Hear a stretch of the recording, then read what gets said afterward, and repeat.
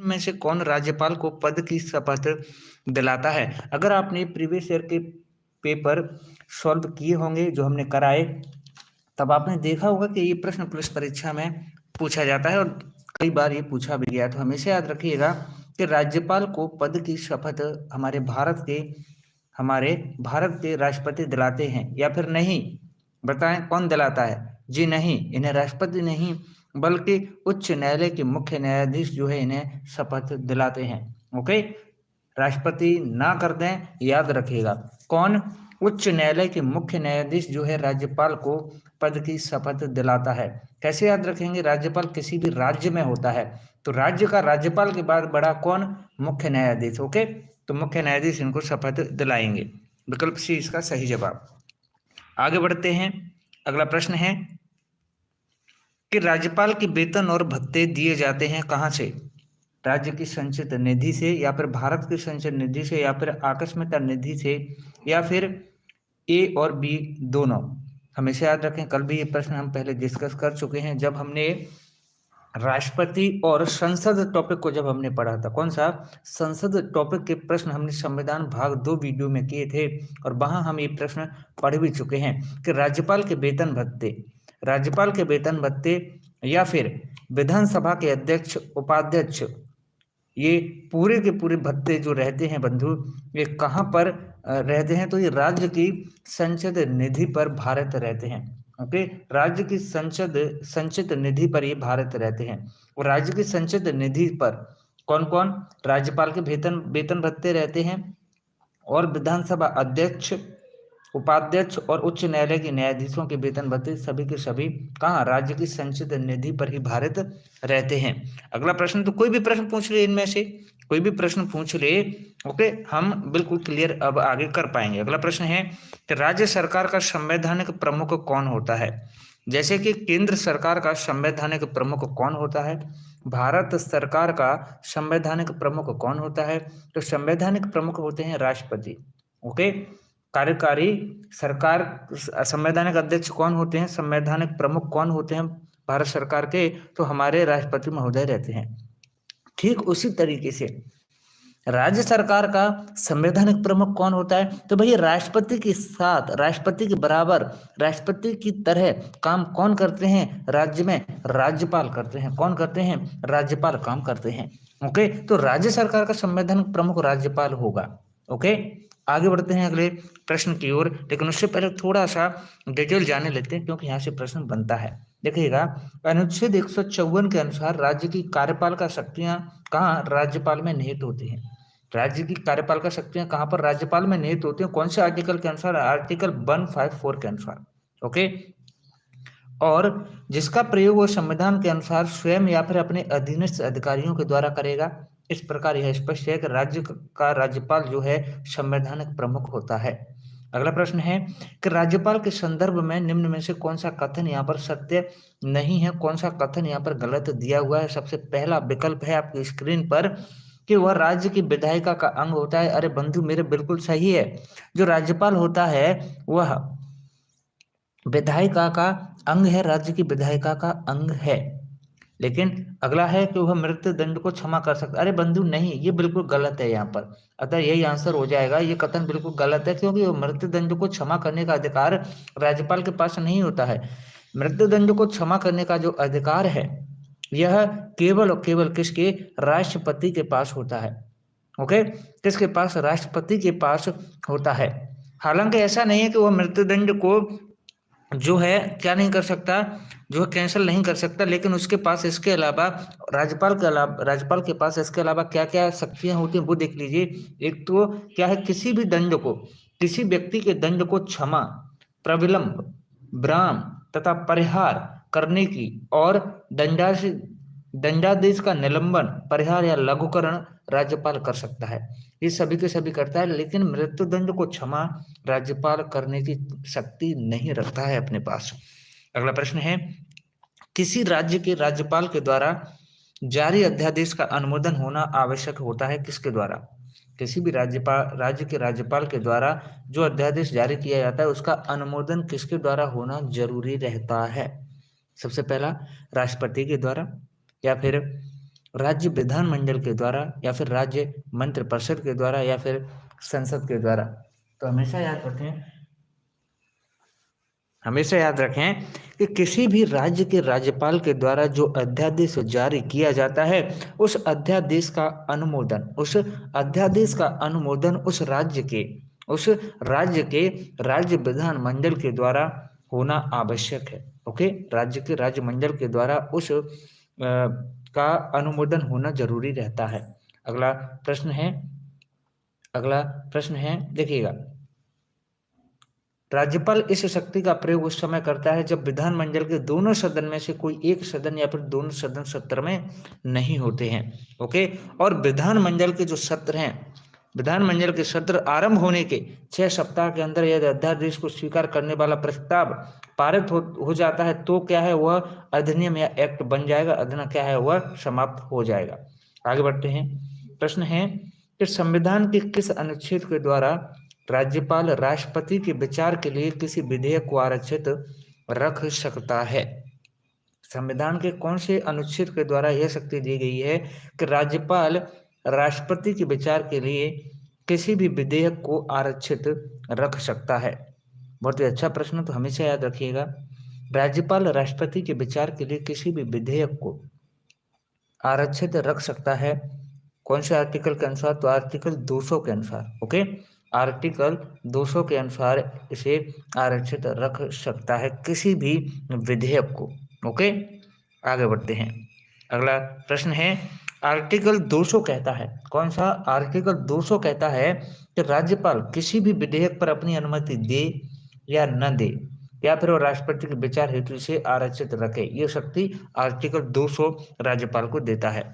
प्रश्न है कि विधानसभा के सदस्यों के लिए न्यूनतम आयु कितनी निश्चित की गई है? कल हमने एक प्रश्न भी देखा था कि राष्ट्रपति के लिए कितनी आयु निश्चित की गई है। तो भैया, राष्ट्रपति बनने के लिए आपकी आयु कम से कम 35 वर्ष होनी चाहिए। ओके, कम से कम 35 वर्ष होनी चाहिए। अब है विधानसभा के सदस्य बनने के लिए कितनी आयु होनी चाहिए? अब आप बताइएगा साथ ही साथ मुझे कि लोकसभा सदस्य बनने के लिए आयु कम से कम कितनी होनी चाहिए? लोकसभा सदस्य बनने के लिए जल्दी से कमेंट कीजिएगा, लोकसभा सदस्य बनने के लिए आयु कितनी होनी चाहिए और राज्यसभा सदस्य बनने के लिए आयु कितनी होनी चाहिए? तो याद रखिएगा, विधानसभा के सदस्यों के लिए जो न्यूनतम आयु है मेरे बंधु, वो कितनी है? यह है 25 वर्ष। अगला प्रश्न है देखिएगा, और विधान परिषद की सदस्यता के लिए 30 वर्ष की आयु होनी चाहिए। अगला प्रश्न है, किसी भी राज्य का प्रथम विधि अधिकारी कौन होता है? बंधु, ये पुलिस में बस यही पूछा जाता है, कॉमन सी चीजें पूछे जाती हैं, आर्टिकल तो बहुत कम पूछे जाते हैं। यही पूछा जाता है कि आयु कितनी होती है। ओके, तो विधानसभा का सदस्य बनना है तो 25 वर्ष, विधान परिषद का बनना है तो 30 वर्ष, राष्ट्रपति बनना है तो 35 वर्ष। और किसी भी राज्य का पहला विधि अधिकारी कौन होता है? तो किसी भी राज्य का पहला विधि अधिकारी भैया महाधिवक्ता होता है। कौन? महाधिवक्ता किसी भी राज्य का पहला विधि अधिकारी होता है। अगला प्रश्न है कि भारत में राज्यों के विधानमंडलों का उच्च सदन कौन सा है? भारत में राज्यों के विधानमंडलों का उच्च सदन कौन सा है? वेरी वेरी मोस्ट इंपॉर्टेंट प्रश्न है, वेरी वेरी मोस्ट इंपॉर्टेंट प्रश्न है। तो हमेशा याद रखिएगा कि भारत में राज्यों के विधानमंडलों का जो उच्च सदन होता है मेरे बंधु, वह कौन सा होता है? तो भारत में राज्यों के विधानमंडलों का उच्च सदन विधान परिषद होता है। राज्यों के विधानमंडलों का उच्च सदन कौन सा होता है? विधान परिषद होता है। विकल्प ए इसका सही जवाब है। अगला प्रश्न है कि भारतीय संविधान के अनुसार राज्यों की विधायिका में सम्मिलित कौन है? बताइएगा, भारतीय संविधान के अनुसार राज्यों की विधायिका में सम्मिलित, चलिए ये प्रश्न छोड़िए, बहुत लेंथी है। ओके, 2 पेजों पर आएगा, चलिए इसे आप पीडीएफ में पढ़िएगा। आगे बढ़ते हैं। अगला प्रश्न है कि मुख्यमंत्री के संबंध में कौन सा कथन यहाँ पर सही नहीं है? मुख्यमंत्री के संबंध में कौन सा कथन सही नहीं है? तो हमेशा याद रखिएगा कि जो मुख्यमंत्री होता है वो सामान्य रूप से राज्यपाल के द्वारा चयनित होता है। ये कथन यहाँ पर गलत है, ये यहाँ पर सही नहीं है, अतः विकल्प ए इसका सही आंसर हो जाएगा। बाकी मुख्यमंत्री के बारे में बिल्कुल सही है कि राज्यपाल के द्वारा क्या है, औपचारिक नियुक्ति की जाती है। और क्या है, राज्यपाल के द्वारा औपचारिक जो है नियुक्ति सीएम पाता है, और वह विधानसभा में बहुमत प्राप्त करने वाले दल के सदस्यों के द्वारा ही चुना जाता है, और उसका पद पर बना रहना बहुत से कारकों पर निर्भर करता है। ओके, तो वहीं पर ये विधानसभा में जिसका बहुमत होगा उसका क्या है, सीएम होगा। और लोकसभा में, इसमें लोकसभा में जौन से दल का जो है बहुमत होगा उसका व्यक्ति कौन होगा, वो सदस्य क्या चुनेंगे, वो चुनेंगे प्रधानमंत्री को। आगे बढ़ते हैं। प्रश्न है कि भारत में किसी राज्य की राज्यपाल बनने वाली पहली महिला कौन है। भारत में किसी भी राज्य की राज्यपाल बनने वाली पहली महिला, किसी भी राज्य की राज्यपाल बनने वाली पहली महिला कौन है। तो बंधु इसका सही जवाब है सरोजिनी नायडू। सरोजिनी नायडू भारत की पहली महिला हैं जिन्हें राज्यपाल पद पर नियुक्त किया गया। ओके, और सरोजिनी नायडू कहाँ की, यूपी की। कहाँ की, यूपी की जो है पहली महिला राज्यपाल बनी। ओके, भारत देश में कोई महिला राज्यपाल अगर बनी तो वो कौन है, सरोजिनी नायडू, जो कि उत्तर प्रदेश की राज्यपाल बनी थी। ये प्रश्न आपकी पुलिस में पूछा गया। अब तक जितने प्रश्न आए हैं ना, कोई ना कोई प्रश्न कभी ना कभी पूछा जा चुका है आपके पुलिस के पेपर में। ओके, आपके पुलिस के पेपर में, तो इस टॉपिक से भैया एक प्रश्न बनता ही बनता है। प्रश्न है, निम्न में से किसका विघटन नहीं किया जा सकता परंतु समाप्त किया जा सकता है। किसका विघटन नहीं किया जा सकता लेकिन समाप्त किया जा सकता है। किसका सही जवाब है कि राज्य विधान परिषद। क्या है, राज्य विधान परिषद। ओके, विकल्प डी इसका सही जवाब है। आगे बढ़ते हैं, अगला प्रश्न है, चलेगा। राज्य में दूसरे सदन की स्थापना या उसे रद्द करने से संबंधित कौन सी प्रक्रिया सही है, बताइएगा, बताएं। बहुत बढ़िया। तो राज्य में दूसरे सदन की स्थापना या फिर उसे रद्द करने संबंधी जो प्रक्रिया सही है वह कौन सी है, कि संबंधित राज्य की विधानसभा द्वारा 2/3 बहुमत से पारित प्रस्ताव और संसद से पारित विधि के द्वारा। ओके, विकल्प सी इसका सही जवाब है। अगला प्रश्न है, विधानसभा के विघटन के बाद भी उसका अध्यक्ष पद पर बना रहता है कब तक। विधानसभा के विघटन के पश्चात गठित विधानसभा की पहली बैठक के ठीक पहले तक, या नए अध्यक्ष के चुने जाने तक, या जब तक वह रहना चाहता हो, या फिर इनमें से कोई नहीं। तो विधानसभा के विघटन के बाद भी उसका अध्यक्ष या स्पीकर पद पर बना रहता है जब तक कि विधानसभा के विघटन के पश्चात गठित विधानसभा की पहली बैठक न हो जाए। क्योंकि पहली बैठक के ठीक पहले तक, पहली बैठक के ठीक पहले तक जो है वह क्या है, विधानसभा के अध्यक्ष पद पर बना रहता है। अगला प्रश्न है कि विधानसभा का सदस्य निर्वाचित हुए बिना कोई मंत्री किस अवधि तक अपने पद पर बना रह सकता है। तो भैया विधानसभा का सदस्य निर्वाचित हुए बिना कोई व्यक्ति अगर मंत्री बनता है तो वह मंत्री रह सकता है केवल 6 महीने तक। कब तक, केवल 6 महीने तक वह क्या है, मंत्री रह सकता है। ओके, इसके बाद उसे क्या है, कहीं ना कहीं सदस्यता ग्रहण करनी पड़ेगी विधानमंडल के किसी भी सदन की। ओके, विधानमंडल के किसी भी सदन की उसे सदस्यता ग्रहण करनी ही पड़ेगी 6 महीने के अंदर, अन्यथा उसको क्या है, अपना पद त्यागना पड़ेगा, अपना मंत्री पद छोड़ना पड़ेगा। अगला प्रश्न है कि राज्य की विधानसभा के सत्रावसान का आदेश किसके द्वारा दिया जाता है। बहुत अच्छा प्रश्न है कि राज्य की विधानसभा के सत्रावसान का आदेश किसके द्वारा दिया जाता है। वेरी वेरी मोस्ट इंपॉर्टेंट प्रश्न, तो हमेशा याद रखिएगा, राज्य की विधानसभा के सत्रावसान का जो आदेश है यह राज्यपाल के द्वारा दिया जाता है। किसके द्वारा, राज्यपाल के द्वारा दिया जाता है।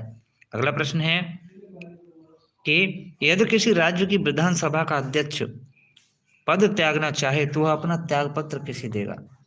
अगर राज्य की विधानसभा का अध्यक्ष पद त्यागना चाहे तो वह अपना त्याग पत्र किसको देगा, बताएं, किसको वह अपना त्याग पत्र देगा। बहुत अच्छा प्रश्न है, पूरे के पूरे प्रश्न सिलेक्टेड हैं, तो इसका सही जवाब होगा मेरे बंधु उपाध्यक्ष को। किसको, उपाध्यक्ष को। अगला प्रश्न है कि भारत के किस राज्य में सर्वप्रथम महिला मुख्यमंत्री बनी। भारत के किस राज्य में सर्वप्रथम महिला मुख्यमंत्री बनी। वेरी वेरी मोस्ट इंपॉर्टेंट प्रश्न, तो हमेशा याद रखिएगा, ऐसा राज्य जहां पर महिला मुख्यमंत्री बनी वे हैं कौन, सुचरिता कृपलानी। ओके, और कहाँ की बनी? यूपी की। आगे बढ़ते हैं अगले प्रश्न की ओर। अगला प्रश्न है कि किसी राज्य के मुख्यमंत्री से संबंधित निम्नलिखित कथनों में कौन सा सत्य नहीं है? कौन सा कथन है जो सही नहीं है मुख्यमंत्री से संबंधित? तो इसका सही जवाब है विकल्प सी कि राज्यपाल मुख्यमंत्री की सलाह पर अपने समस्त कृत्यों का प्रयोग करते हैं। विकल्प सी इसका सही आंसर है। आगे बढ़ते हैं। अगला प्रश्न है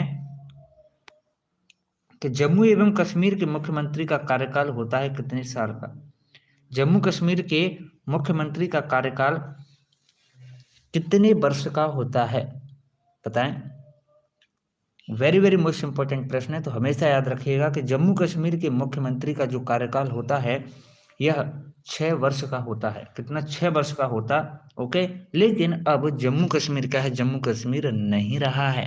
ओके, आगे बढ़ते हैं। अगला प्रश्न है कि वह राज्य जहां विधान परिषद नहीं है। लेकिन याद रखना, जम्मू कश्मीर से संबंधित प्रश्न कभी भी पूछे जाने बंद नहीं होंगे, और ज्यादा इनकी संभावना बढ़ेगी। ओके, और कौन से अनुच्छेद को जो समाप्त कर दिया है जम्मू कश्मीर से? तो 370 को हटा दिया गया है।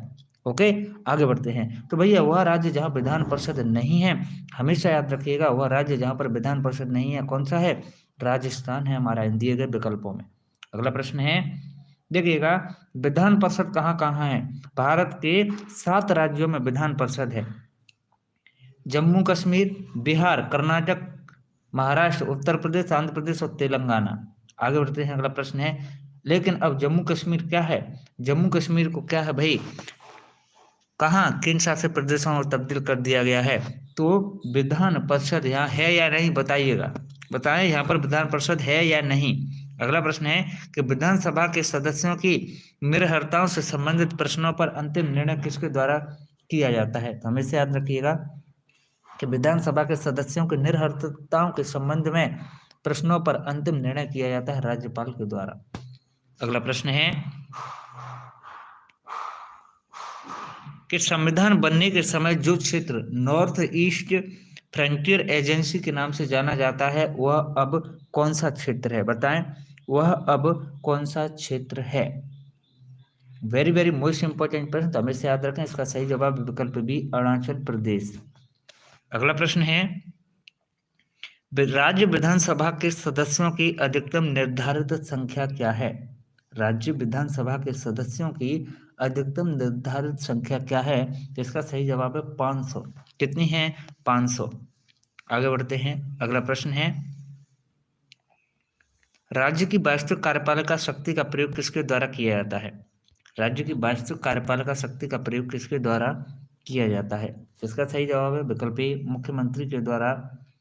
अगला प्रश्न है,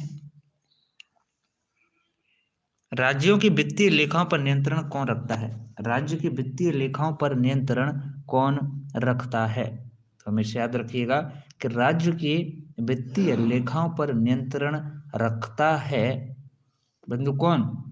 बिल्कुल, बहुत बढ़िया बंधु, इसका सही जवाब इनमें से कोई नहीं, क्योंकि राज्य के वित्तीय लेखाओं पर नियंत्रण जो है नियंत्रक और महालेखा परीक्षक ही रखता है। ओके, केंद्र के साथ साथ राज्यों के वित्तीय लेखाओं पर नियंत्रण भी कौन? नियंत्रक और महालेखा परीक्षक ही रखता है। अगला प्रश्न है, राज्य में धन विधेयक प्रस्तुत किया जाता है कहाँ पर? राज्य में धन विधेयक कहाँ पर प्रस्तुत किया जाता है? बताइए, हमेशा याद रखें, राज्य में धन विधेयक प्रस्तुत किया जा सकता है कहाँ पर? केवल और केवल विधानसभा में। धन विधेयक कहाँ? केवल और केवल विधानसभा में प्रस्तुत किया जा सकता है। अगला प्रश्न है प्रश्न क्रमांक 31 के निम्नलिखित में से संविधान का कौन सा आर्टिकल है जो जम्मू कश्मीर को विशेष राज्य का दर्जा देता है? जो जम्मू कश्मीर को विशेष राज्य का दर्जा देता है, तो इसका सही जवाब है कि आर्टिकल 370 जो है जम्मू कश्मीर को विशेष राज्य का दर्जा दिया करता था। ओके, विकल्प सी इसका सही जवाब है। अब 370 को क्या है? समाप्त कर दिया गया है जम्मू कश्मीर में। ओके, तो मित्रों इसी तरह से हम संपूर्ण संविधान इसी तरह से टॉपिक वाइज आपको कवर कराएंगे। प्लेलिस्ट में जाकर आप पूरे वीडियो जरूर देखिएगा संविधान के। आज तीसरी क्लास समाप्त हुई है। रोजाना इसी तरीके से हम संविधान खत्म करेंगे टॉपिक वाइज। अब